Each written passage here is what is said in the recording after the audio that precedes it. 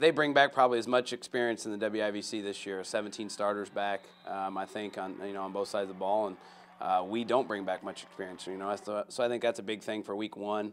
We better be ready to play, and our kids. We told our kids don't worry about the 2-7 record. I think they lost 4 games by 12 or 14 total points.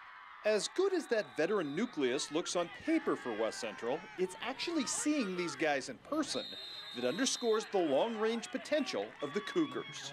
Yeah, up front they've got some big guys. Coach sent me his roster, last week, and that's why I sent back. Man, you got some big guys, and obviously we're gonna have to use some of our speed to hopefully, kind of counteract that a little bit. But we're definitely have to push them around a little bit. So we're gonna have to stay low.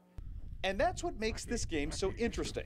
That Central is a bit of an unknown commodity up front at this point, with just one returning starter, as well as the notion that West Central head coach Alex Ebbing, himself just 2 years ago Central's offensive line boss, knows the Panthers' trench tendencies and strengths better than anyone.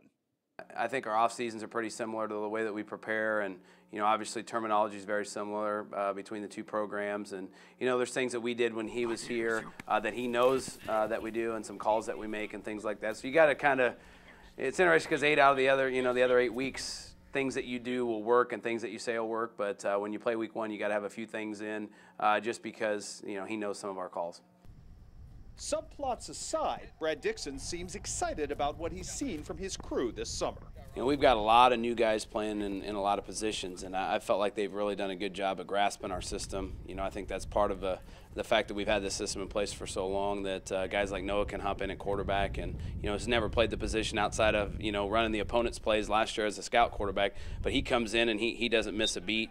We've been able to add things that we probably didn't know if we were going to be able to put in for week one because our guys have picked up our basic system.